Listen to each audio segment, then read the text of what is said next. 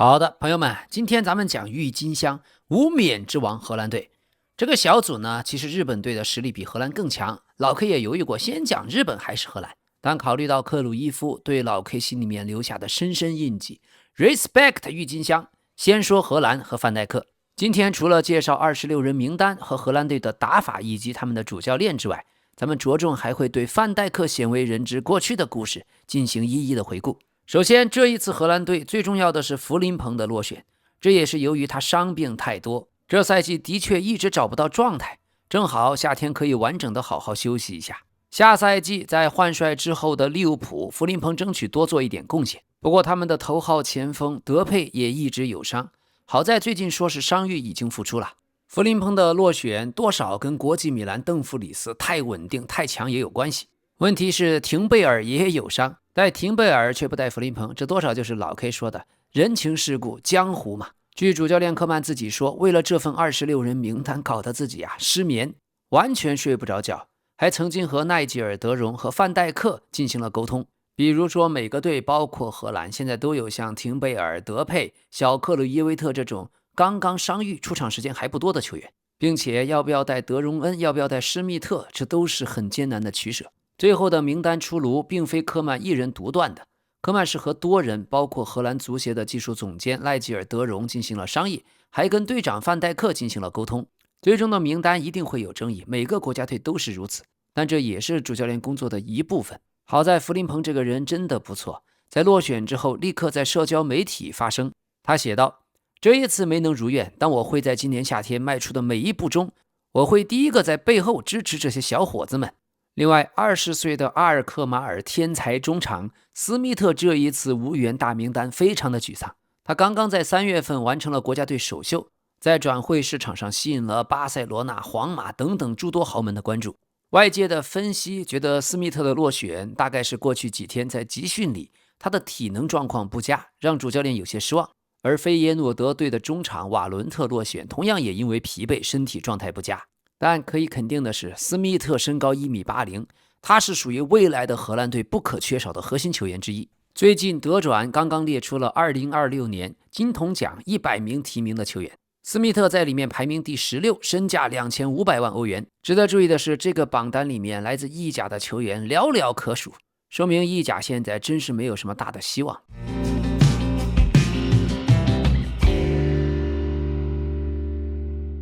好的，朋友们，这里是老 K 足球新闻，一个有温度的足球频道。感谢您的点赞、分享和评论，也请别忘了订阅。好，咱们继续。好，所以咱们先看一下这份大名单。入选名单里面最受关注的球员有哈托、魏费尔、德容恩、蒂尔和萨莫维尔。此外，科曼还征召了身体没有完全恢复的德佩、小克鲁伊维特和廷贝尔。最引人注目的落选人包括德弗莱、弗林彭、斯密特和瓦伦特。而海特勒伊达、马特森进入了候补名单。首先咱们说说哈托。去年夏天哈托是4400万欧元的身价，从阿贾克斯转会来到了切尔西。不过赛季初他举步艰难，上半赛季仅仅出战了4场联赛，他也只能作为左后卫库库雷利亚的替补。但冬歇期以后，哈托在英超的出场时间稳步增加。从3月份开始，这位左脚将经常还作为切尔西的首发球员登场。但本赛季切尔西最终仅位列第10，战绩远远不及预期，所以哈托正走在正确的轨道上。他这个年龄在整个英超联赛中同龄球员里获得总出场时间比他还多的屈指可数。哈托最大的优势是全能性，无论是踢中后卫还是左后卫都能贡献价值。咱们能看到全联赛里面奥莱利有4148分钟出场，而哈托排名第5，有2247分钟。那么到了荷兰国家队，哈托并非主力首选，但同样可以胜任2个位置，左中卫和左后卫。不过目前左中卫位置上，范戴克的主力位置不可撼动，左后卫呢更倾向于范德芬，还有阿克也能踢。不过现在哈托已经击败了马特森，击败了哈特勒伊达，后2人目前进入了候补名单。第2名值得关注的是马茨魏费尔。魏费尔是这份大名单中最出人意料的人选，他过去在菲耶诺德，而本赛季到了英超布莱顿，只要保持健康，他就是绝对主力。总共出战了26场英超联赛，全部司职右后卫。魏费尔过去在菲耶诺德主打防守型中场，可到了布莱顿，主教练许尔策勒将他改造为右边后卫。魏菲尔已经很久没有入选过国家队，上一次还要追溯到25年的6月。这一次在右后卫的位置上，他在竞争中击败了海特勒伊达和弗林彭。弗林彭也是最令人意外的落选者。现在看，健康的魏菲尔实现了对弗林彭的反超。而在右边锋的位置，萨莫维尔也超越了弗林彭的地位。魏菲尔他出身于特温特的青训，他的抢断表现尤为亮眼。在英超联赛每90分钟成功抢断次数统计，只有一个人比他还多。他以每90分钟成功抢断2次，排名全英超的第2，这也是个非常了不起的成就啊！第3位入选的球员，咱们要关注一下马腾·德容恩。由于斯豪滕遭遇了严重的膝伤，科曼不得已重新考虑征召德容恩。这是效力于意甲亚特兰大的实力派中场，此前因伤缺席了欧洲杯，从那以后科曼就一直没有再将他招入国家队。如今已经35岁，这位防守型中场，这位老将终于再次回归荷兰队。德容恩是个硬汉，非常的有性格，可以接替斯豪滕留下的空缺。而在意甲联赛，数据表明德容恩的能力仍然很强，向前场进攻区域送出传球次数多于他的球员，全意甲也仅有4个人，而德容恩以307次排名第5。此前呢，大家都预计可能会是斯密特或者瓦伦特获得征召，但科曼最终选择了老将德容恩，这主要是因为整个26人名单里面，唯一以防守见长的中场球员就只有德容恩了。那么德容恩将作为主力中场德容和格拉芬贝赫的替补，当球队需要防守的时候，他的能力能派上大用场。另外，咱们关注一下古斯蒂尔，过去这段时间要征召蒂尔的呼声越来越高。他和德容恩一样，球风别具一格。虽然技术方面不及赖因德斯，不及小克鲁伊维特，但作为10号位球员，他却具备在关键时刻上前逼抢、前插渗透的能力。而且主教练还可以灵活的使用，将他安排在中锋和右边锋的位置。蒂尔是一位擅长后插上的中场，经常能够杀入对方的禁区。在荷甲联赛这方面的数据统计，他排名全联盟第4。由于他的风格很特殊，所以科曼征召他是看中他在埃因霍温的赛场表现和出色的身体状态。一个运动能力也超强，能够上前逼抢，也能够插上的中场，很多时候能出人意料的成为骑兵。接下来咱们看一下克里森西奥·萨莫维尔，这是一位来自西汉姆联的边锋。过去科曼一直对他非常的欣赏，但此前遭遇了伤病。但最终的结果，萨莫维尔最终力压弗林彭入选，这是很不容易的。因为在24年欧洲杯对阵法国的比赛中，当时弗林彭是首发，而在欧国联对阵西班牙的比赛里，弗林彭也是场上表现最亮眼的球员。这次虽然西汉姆联本赛季不幸降级，可是萨莫维尔在西汉姆联所有比赛都全程出战，左右2个边都能打，而且比赛态度非常的积极勤勉。选择萨莫维尔，这是一位速度极快、擅长盘带，而且在防守端同样值得信赖的球员。数据上，在竞争异常激烈的英超联赛，只有寥寥几人能比萨莫维尔完成更多成功的过人。在这个榜单上，全联盟萨莫维尔排名第6。而在另一份榜单本赛季累计被犯规次数，萨莫维尔在自己同位置的球员中位列榜首，所以这名球员在西汉姆联贡献了5粒进球、4次助攻，可圈可点。他跟罗埃夫斯这2位是大名单中仅有的还没有完成国家队首秀的球员。老 K 个人估计，最后一位萨莫维尔很可能是本届荷兰队的惊喜，而主教练科曼的选择也越来越务实，这是一件好事儿。最近由于西汉姆联的降级，意大利罗马队已经将萨莫维尔列为今年夏天引援的首选，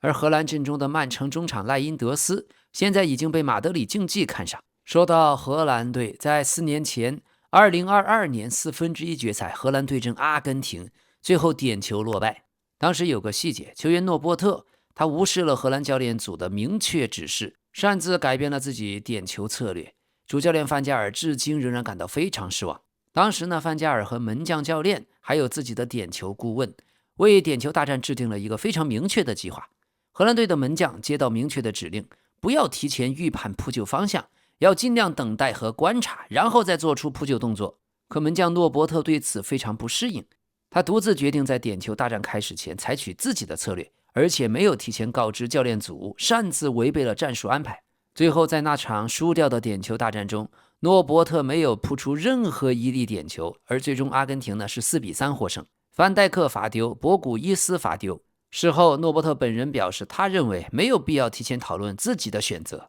他表示自己的决策是基于自己对对手的分析。他事先观察了对方每个球员最近10到20次罚点球的录像，他是靠自己去寻找特定的规律。然而最后没有任何用，一个点球没有扑出来。老帅如此信任你，可惜啦。要是门将克鲁尔在就好了，克鲁尔就是看球踢出来然后再扑球。对这件事情，虽然已经过了4年，老帅范加尔呀仍然直言不讳。球员是可以不认同我的安排，但他必须告诉我，而且要给出合理的理由。那样的话，我也许偶尔会妥协，但我必须说，通常我是不会同意的。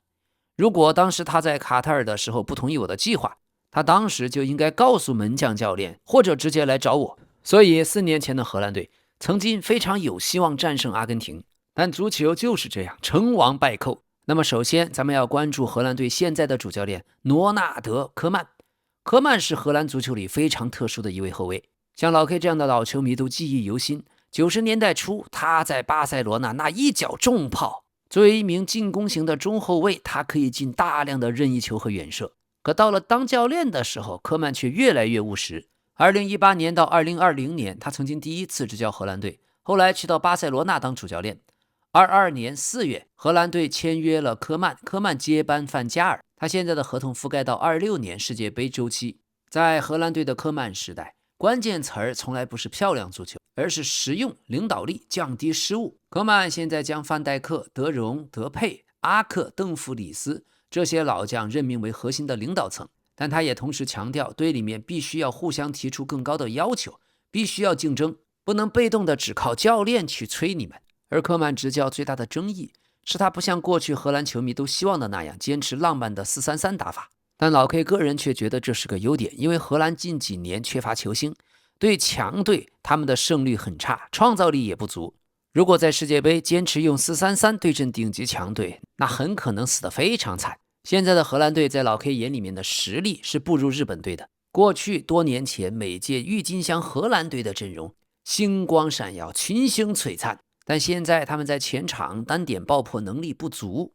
已经不是10几20年前那个能够压着所有强队打的传统荷兰队了。连科曼自己也承认，荷兰现在没有像范尼、克鲁伊维特、亨特拉尔那种传统的顶级中锋，锋线上只能由老将德佩或者韦霍斯特顶上，同时有可能让加克波、马伦客串。好在科曼上任以后，他和队长范戴克之间互相非常的信任。在2年前的欧洲杯以后，范戴克一度想考虑自己在国家队的未来，想退役，但当时科曼亲自飞到利物浦，跟范戴克面对面的会谈，确认老将至少要踢到2020年世界杯。科曼还明确地说道，范戴克作为队长在欧洲杯是做得非常好的，可作为球员没有达到外界期待，这可能是因为他将太多的精力放在照顾队友身上。另外，科曼跟队里的中场核心德容的关系非常好，过去在巴塞罗那队就带过他。24年欧洲杯前，德容刚刚因脚踝问题退出，而科曼公开批评巴塞罗那，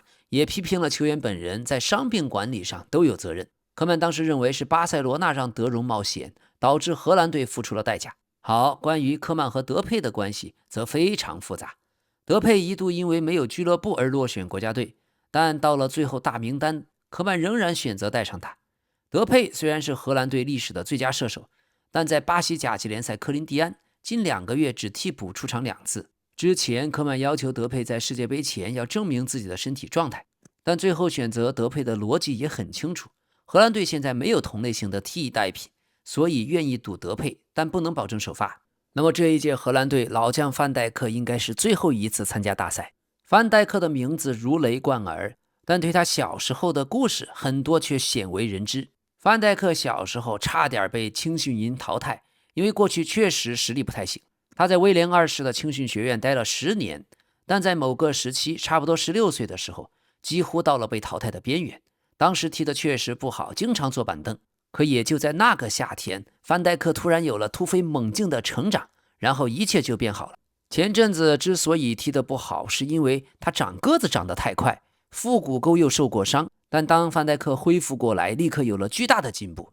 于是踢了许多比赛，还担任了U18的队长。不过唯一遗憾的是，范戴克很失望没有实现在威廉二世队一线队的首秀。由于当时转会的决定已经做出，就没有办法再在一线队上场。范戴克出生于荷兰南部的北布拉班特省布雷达市，他的父亲是位白人荷兰人，母亲是苏里南人。这对夫妇共同生育了3个孩子，范戴克是老大。不过家里面比较穷，并非中产阶级，他的父亲只是个电视安装工，母亲也只能打打零工来补充收入。不过一家人也不算特别穷。老范戴克一直是资深的球迷，所以小范戴克和其他欧洲小朋友一样，很早就随着父亲经常出入足球比赛的现场。6岁那年，父亲将他带到了当地的足球少年队。10岁的时候，范戴克就转到了名气更大的威廉二世梯队。在那段时间里，范戴克的父亲一直是他的陪练，就像孙兴慜的父亲一样。不过到范戴克12岁的时候，美好的日子戛然而止，父母离婚了，父亲又组成了新的家庭，使得范戴克很快没有了童年。作为长子，他一开始和父亲一起生活，但继母对他不好，所以范戴克很快回到了亲生母亲这里，然后作为家中长子，很懂事地承担起家务，比如要接送弟弟妹妹上学放学，还要给弟弟妹妹们做饭。但他非常懂事，从来没有叫苦，而且删除了自己父亲所有的联系方式，以至于范戴克的球衣名字上印的从来不是父亲的姓氏，而是他自己的名字 Virgil。16岁的时候，范戴克为了赚钱在餐厅里打工洗盘子，他的老板显然很喜欢他，想将他一直留在餐厅，所以经常说，小朋友，踢足球不适合你，你就应该留在店里面好好的洗盘子，这样你就可以多挣一些钱，你的弟弟妹妹的学费早点什么的都要钱，你总不希望把这一切都压在你母亲身上吧？哈哈，这个有趣的小故事说明，范戴克洗盘子是真的很卖力，盘子洗得很干净。由于16岁的范戴克每次去训练之前，先要从学校将弟弟妹妹接回来，还要给他们做饭，照顾好之后才能去俱乐部参加训练。有一次为了给弟弟去超市买花生酱，搞得自己训练迟到，但到了俱乐部直接被教练痛批了一顿，因为没有人在乎你因为什么事儿，反正你是迟到了。在青训阶段，教练后来回忆到，当时范戴克的技术不错，视野也不错，但身体力量和训练强度都不足，而且不自觉需要被教练骂着走。那时候的他身高不高，在场上不能踢中后卫，只是作为右后卫训练，但速度又不快，显然跟不上，所以已经到了球队要清洗他的地步。好在1年的时间里，范戴克突然长了18公分，直接解决了身高的问题。但当时又突然出现了膝盖的伤病、腹股沟的伤病，这导致威廉二世队纠结了很久，是不是要选择给他一份职业合同呢？毕竟花这笔钱，如果买到一个玻璃人体质那可不行，后卫需要很多的身体对抗。于是在没有拿到合同之前，范戴克没有收入，不得已只能去餐厅打工，做洗碗的工作，每个小时赚那么几欧元。饭店老板由于喜欢他，经常劝说他你知道里杰卡尔德吗？你们是一样的高大，但里杰卡尔德可以成为万众瞩目的球星，而你不行，你更适合在后厨刷盘子。真的不要去做什么足球梦了，你没有那个天赋的，留在这里吧，范戴克，在这里至少你还能赚点钱。不过最终格罗宁根队给范戴克开了一份职业合同，威廉二世队嘛，最终也决定给合同，但范戴克没有选择威廉二世，他希望去格罗宁根好好闯一下。据他自己回忆，转会到格罗宁根对我成为一名球员，并且从一个男孩变成一个男人来说，这是非常了不起的一步。我第一次独自生活，过得很愉快，在这家俱乐部经历了几个赛季，当时最重要的事情就是成长。小小年纪的范戴克还没有在足球场上踢出什么名堂，但是他对生活的热情倒是感动了一个叫利克的姑娘。利克的出现就像范戴克生活中吹进来了一缕春风，两颗年轻的心就这样越走越近。而当时范戴克觉得自己如果去格罗宁根闯不出来，他已经做好了可能无法继续从事职业足球的准备。来到格罗宁根1年以后，有一次他的胃部突然出现了不舒服，范戴克嘛，铁人，想着扛一扛就好了，也没有太在意，可情况越来越严重，后来直接被救护车送往了急救中心。手术后发现范戴克身体已经出现了很多足以要命的问题，这导致他足足昏迷了1周。好在大难不死必有后福，除了母亲和家人昼夜陪伴以外，本来在国外留学忙着毕业的利克也赶回来照料他，整整折腾了3个多月，范戴克终于活了下来，而且能够生龙活虎地回到球场。女友立刻为了让他安心成为一名职业球员，抛弃了已经定下来能够拿到高薪的销售经理的工作，专门回到范戴克身边照顾他。这小两口的感情在病痛的折磨和生活的抉择当中得到了升华。后来回忆的时候，立刻对媒体说，其实我很喜欢我的工作，在不同的地方可以销售荷兰的时尚品牌，但是范戴克那场大病之后真的让人很担心。他是我的男人，看到他在生命线上挣扎，我真的很难过。我放弃我的事业和他并肩冒险，只是因为我爱他。最后范戴克又转战了凯尔特人，事业终于开始腾飞。从凯尔特人到南安普顿，再到利物浦，成为后方的领军人物，成为荷兰国家队队长。但这一切都是当时的小两口完全意想不到的。这背后两人付出了多少努力，多少艰苦的训练，立刻又花了多少精力，多少时间来照顾范戴克和他的家人，一切就只有他们才清楚。在当时生死攸关的时刻，范戴克手术前都已经写好了遗嘱，这能保证自己死后母亲可以拿到一笔钱。倘若真发生那1/1000的可能性，今天我们就会失去上历史上最伟大的中后卫之一。回忆起过去，范戴克经常说，我从小到大从来都不缺少对我的质疑，我被否定的次数远远大过我被肯定的次数。也正是这样的范戴克，他随后才能长成无比坚硬的外壳，才会有无比坚毅的眼神。有意思的是，25岁的时候，范戴克仍然在凯尔特人踢球。当时这个年纪已经比较尴尬，因为如果再不能转会到豪门，那么长久的身体对抗会留下伤病，受伤会对身体产生不可逆的损伤，也会导致身体老化。当时范戴克急需要等待一个知音，一个伯乐的出现，否则他的职业生涯有可能永久就停留在凯尔特人了。但也就在这个时候，科曼出现了。当时的科曼是英超南安普顿的主教练，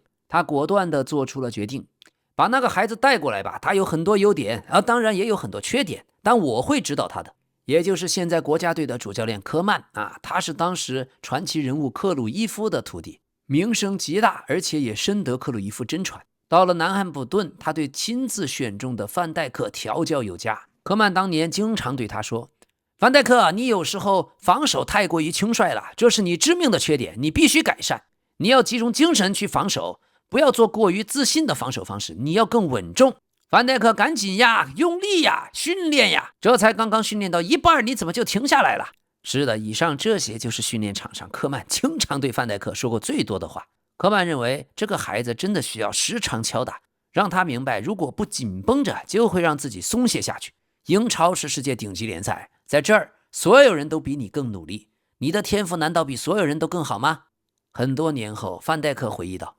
科曼先生是我经历过最好的教练，他可以时常的敲打我，让我学会认清自己，我真的很感激他。所以什么是贵人？科曼就是范戴克真正的贵人。在南安普顿，范戴克被英超各大顶级球队按在地上摩擦摩擦再摩擦，在这里3年的成长加上科曼的指导和敲打，真正成就了后来的范戴克。当他自己的伯乐离开南安普顿，当红军利物浦的主教练克洛普看上范戴克，一切的故事就如大家后来所知，顺理成章，范戴克成为了世界之王。范戴克曾经在社交媒体上对自己的另一半利克写道，你是我一生的挚爱。而利克则回应道，我爱你不仅是因为你是谁，还因为和你在一起的时候我是谁。对了，多说一句，当年格罗宁根之所以发现范戴克签下他，正是罗纳德·科曼的父亲马尔丁·科曼发现了他，推荐了他。所以科曼和范戴克的关系到了这种地步，你就知道这届世界杯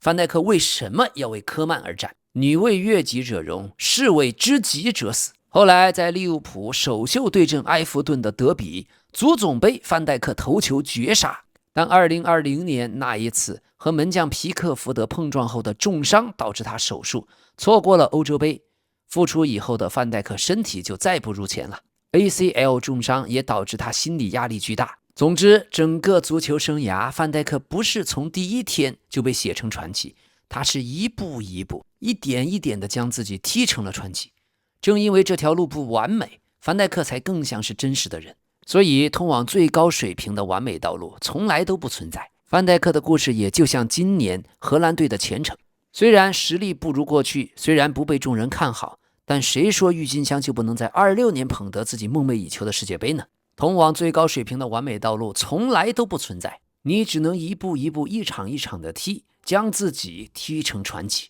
那么球员方面，第二位我们必须介绍的弗朗基·德容，这是几年前老 K 在阿贾克斯时期就最喜欢的中场。德容踢球的那种放松感，只可惜这几年在巴塞罗那一直受困于自己的伤病缠身。但是有德容在，荷兰的中场就有了方向盘，他是节奏的控制器。德容过去成长于阿尔克尔，出道于威廉二世，后来又参加了阿贾克斯体系。2018到19赛季，在阿贾克斯那著名的欧冠半决赛之旅中，他一战成名，随后转会巴塞罗那。他现在跟自己高中时期就相识的女朋友 Miki Kimani， 他们从小就认识，后来订婚结婚，已经有了小孩。德容最大的问题是在于伤病。24年欧洲杯前他的退出，让主教练科曼公开将矛头指向了巴塞罗那和球员的团队。当年巴塞罗那冒险的使用德容，到现在似乎都给德容留下了不可逆的伤病隐患。那么今年世界杯，德容的任务非常明确，他必须作为中场的第一推进手，然后控制节奏，在对手上前逼抢的时候能够将球摘出来，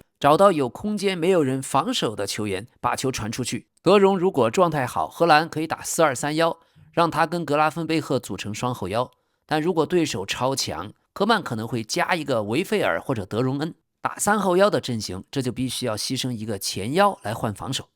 球员第3位，孟菲斯·德佩，他是荷兰历史最佳射手，但同时也是风险最大的一张牌。他的108场国家队比赛已经进了55个球。他的父亲来自于加纳，童年的德佩经历并不顺利。有意思的是，他更喜欢别人叫他孟菲斯，而不是德佩。德佩除了踢球，还有音乐方面的事业，而且非常喜欢纹身，有非常虔诚的信仰。这一次世界杯前，他最大的悬念就是伤病问题。由于大腿和小腿都有伤，近2个月在巴西甲级联赛就只替补上场2次，所以到底能不能踢还有待观察。但主教练科曼觉得，只要他达到了身体要求就可以首发，如果身体不行，就只能作为替补骑兵。好，球员第4位，来自利物浦的加克波，这是大赛型的边锋，也是目前荷兰队最稳定的攻击手。仅就这一点咱们就能看出，加克波在利物浦是完全不行，彻底不行，但仍然是荷兰队唯一可以倚仗的。当今荷兰队实力之羸弱就可见一斑。不过好在呀，到了国家队，每次加克波都是属于大赛型的。22年世界杯他第一次爆发，24年欧洲杯他又成为荷兰进攻的亮点。在欧洲杯对阵罗马尼亚的比赛中，他制造了大量威胁，在左路1对1的时候让对方感觉非常危险。加克波可以从左路内切，外线呢下底，临时也能当中锋用，这也是荷兰锋线上最可变的一张牌。那么加克波同样对基督教的信仰非常虔诚。德佩和加克波在22年世界杯期间组成了队内的信仰小组，他俩都是重要成员。他们经常会与许多球员一起在线上共同的祷告读经。加克波现在跟自己的伴侣也已经有了孩子。那么战术方面，最适合他的位置是左边锋，右脚可以内切射门，在内部区域可以接应。反击中，加克波具备推进能力。如果德佩不能首发，加克波也有可能被推到中路。好，接下来球员方面，关注2名中场，来自曼城的莱因德斯和利物浦的格拉芬贝赫，他们是中场新生力量。这2位都不是传统的10号，但是能跑，能够推进，能够插上，属于现代型中场。莱因德斯在4-0荷兰队战胜立陶宛那一场比赛首开纪录，随后加克波、西蒙斯、马伦都有进球。而格拉芬贝赫预计他与德容将组成荷兰队重要的双后腰，他俩可以保护后防，而队长范戴克则会指挥整条防线。荷兰队中场本来还有一位出身于拉玛西亚，现在托特纳姆热刺的哈维·西蒙斯，但这一次西蒙斯因伤缺席，所以实际的首发可能会用克鲁伊维特、莱因德斯或者库普梅纳斯。过去1年，科曼的荷兰队主要是4-2-3-1、4-3-3，或者在3中卫、5后卫之间摇摆。最偏向的仍然是4-2-3-1，将德佩顶在前面，德容和格拉芬贝赫保护后防。但是荷兰媒体经常讨论，在打强队的时候，是不是应该改为5后卫？荷兰队常规的进攻方式在左路依赖加克波的内切和在内部区域的射门，右路则靠来自国际米兰的泥头车邓弗里斯的冲击和后点包抄，中路依靠德容的推进，赖因德斯的后插上，包括德容和韦霍斯特都能做支点。防守方面，荷兰不会打那种极端的高压逼抢，而是更看重中路的封锁和后防个人能力。像范戴克、阿克、廷贝尔、范德芬，他们的能力可以让荷兰队的防线前移。但如果对手很强，速度很快，科曼可能会加一个中后卫。定位球方面，范戴克、韦霍斯特、邓弗里斯和阿克都是高点，任意球则由德容和加克波负责。德佩是球队的第一点球手。过去这一年，荷兰最不稳定的位置是中锋、右路和前腰。荷兰现在没有传统的顶级中锋，而弗林彭这一次的落选，右路主要就看邓弗里斯。在哈维·西蒙斯因伤缺席以后，前腰位置可能是克鲁伊维特、莱因德斯、库普梅纳斯或者蒂尔。那么预测一下荷兰队的4-2-3-1首发阵容：门将维尔布鲁根，后防线邓弗里斯、范戴克、阿克、范德芬或者廷贝尔，中场弗朗基·德容、格拉芬贝赫，然后前面加克波、赖因德斯、马伦，或者用克鲁伊维特、洛阿瑙，中锋德佩。荷兰队最明显的优点是后防实力强，范戴克、阿克、廷贝尔、范德芬、范赫克、哈托、邓弗里斯，这样的组合非常豪华。科曼既可以用4后卫，也可以用3中卫，后防的厚度是他们最重要的优势。第二点，在中场的控制力强，这主要由于德容和格拉芬贝赫的存在。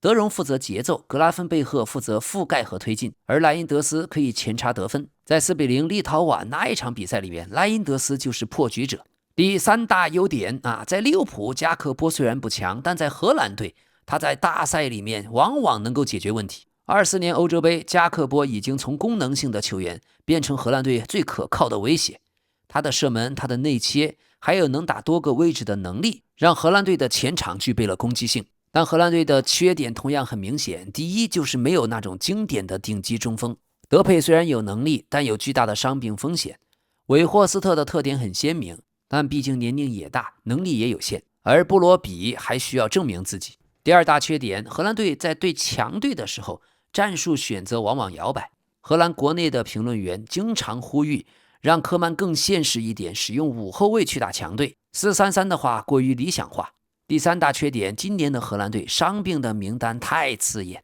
德弗莱、德利赫特、斯豪滕、哈维·西蒙斯等等都因病缺席。现在选进来的德佩、廷贝尔也有身体上的疑问。荷兰是纸面上豪华，但并非完整体。缺点4，荷兰国内的舆论压力巨大。由于3次进入过世界杯决赛，却从未夺冠，那么2026最后的这一代人拥有着范戴克、德容、德佩、加克波这样的黄金框架。如果再一次止步8强或者16强，那么荷兰队现在的新秀寥寥，不仅是主教练科曼会承受巨大压力，而4年后的荷兰队可能会更弱。所以荷兰队是世界杯历史上最具悲情色彩的豪门，没有之一。1974年，克鲁伊夫和全攻全守的荷兰震惊世界，却最终输给西德队。1978年再次闯进决赛，又输给了东道主阿根廷，输给了肯佩斯。2010年，范马尔维克的那一次荷兰一路杀到决赛，加时赛却被西班牙队的伊涅斯塔绝杀。2026已经是荷兰队第12次参加世界杯，他们一直以来是一支传统强队，但队史上仍在等待自己的第1座世界杯冠军。这一届的荷兰队科曼时代更像是拥有荷兰的技术，加上英超的身体，加上意甲的防守经验。老 K 希望实用主义的科曼不再用过去那种所谓美丽的方式，而是用最实用的方式去赢球，一场又一场啃下来。如果他们能踢出今年欧冠阿森纳这样的防守，那么对任何一支世界级强队来说，这都是一块难啃的硬骨头。最后冷知识，荷兰的球衣是鲜艳的橙色，我们都知道它是著名的橙衣军团，而且包括其他的运动项目，荷兰的体育队都喜欢选择橙色，并且在荷兰的各项国家重大节日里，橙色都是不可或缺的。可以说 Orange 就是荷兰的国色。然而荷兰的国旗上却没有橙色，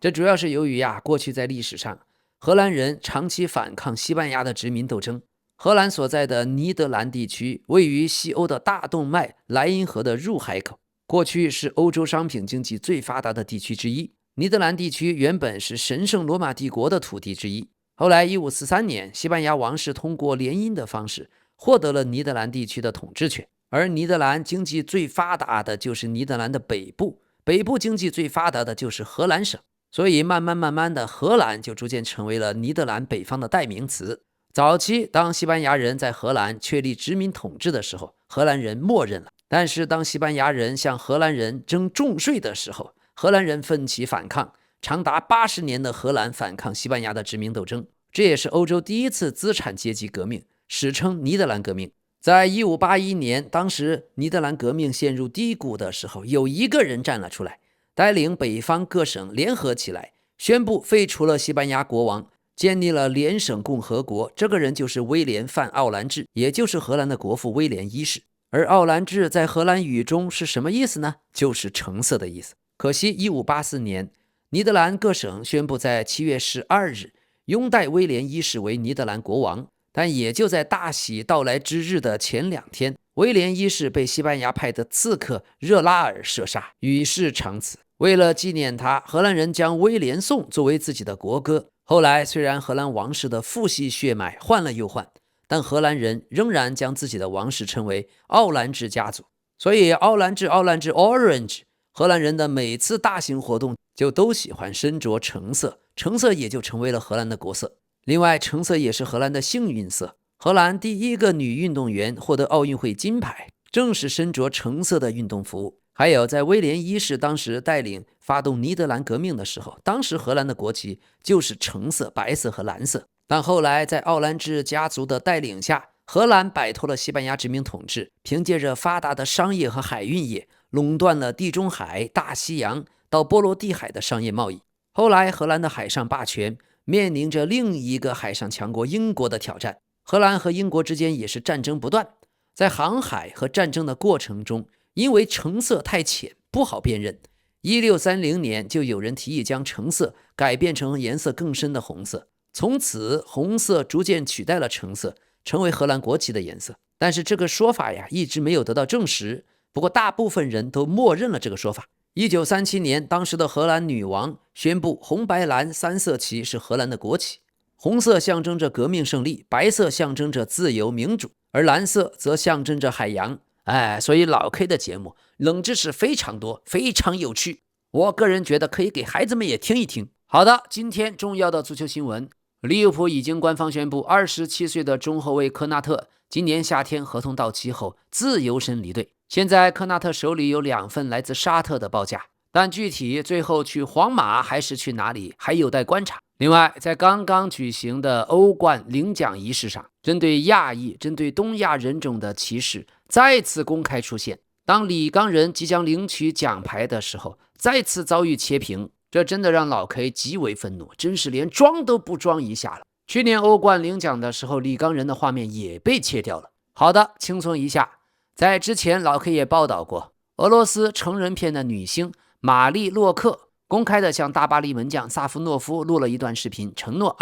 如果萨夫诺夫赢得欧冠冠军，将送上一个火热之夜，而萨夫诺夫在决赛中的每一次扑救都将额外的换取一个火热之夜。但昨天球迷们数了一下，萨夫诺夫最后是0扑救，同时在点球大战中他也没能扑出任何一个点球。所以此前这个成人片女星的这个举动，当时引起了萨夫诺夫妻子强烈的不满。我们可爱的萨夫诺夫为了自己夫妻和睦，他也是拼了。另外，名将德布劳内最近带着妻子米歇尔·拉克鲁瓦正在伊比萨度假。这对神仙眷侣他们2017年结婚，被狗仔记者拍到在巴里阿里群岛下海游泳。德布劳内看起来状态不错，但是这次转回到那不勒斯，他并不愉快。他说，我来了之后就没有踢过自己最擅长的位置，我很高兴孔蒂能够离开。在孔蒂任下，我们的踢法非常保守，如果采用541阵型，一场比赛就只进1个球，那显然是不够的。在我看来，孔蒂本来就不应该继续留下来执教。好，转会方面， AC 米兰过去的掌上明珠莱奥完全不掩饰自己计划在不久后想离开 AC 米兰。他说，我已经为米兰倾尽全力，我希望前往新的联赛，开启新的征程。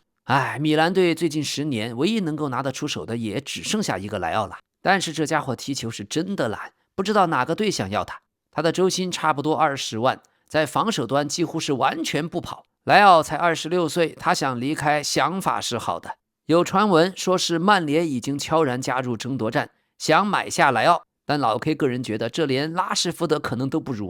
OK， 在昨天的欧冠决赛，阿森纳点球输掉之后，镜头前我们看到赖斯，他只是轻轻的摇头，目光却无比坚定地注视着前方，可谓是嘴角上翘，目光如炬。赖斯真的太帅了，这种眼神真的很像老 K 当年踢球的样子。越是重大的失败，反而激发出无穷的雄心壮志。有的人输掉了决赛，但有时候他们只是离梦想更近。赖斯这样没有愤怒、没有崩溃的表情，真的太可怕了。因为所有人都意识到，对他来说，这还没有结束。他的眼神仿佛在告诉全世界，我们是绝对不会满足于一场决赛的，我们会再回来的，直到将冠军奖杯带回北伦敦。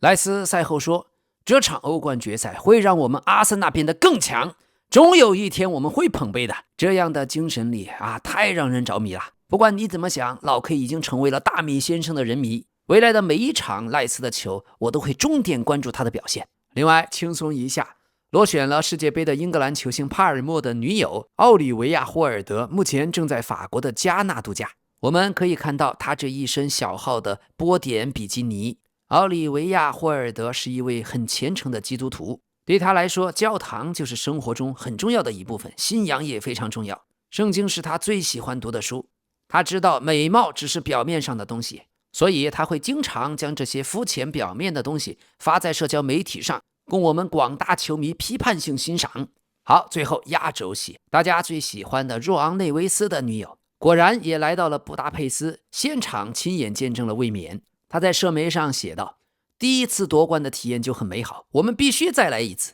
若昂，在我们首次捧得奖杯整整1年后，我们又站在了这里，经历了一场艰难的比赛，一个艰难的赛季。在这期间，你一如既往的全力以赴，经历了无数的鲜血、汗水和泪水，伤病艰难的阶段。而我们如今站在了这里，那个我们一直梦寐以求的地方。你是我的心上人，我永远爱你，亲爱的，我的心因你而温暖。场下的诸位球迷想的都是同一件事儿。我要是有这样的女朋友，你让我在巴黎踢球，我也愿意呀。所以此情可待成追忆，只是当时已惘然。感谢大家的点赞，请献上你的 hype 积分。老 K 非常谢谢你的分享和评论，同时也请别忘了订阅。那么咱们明天再见。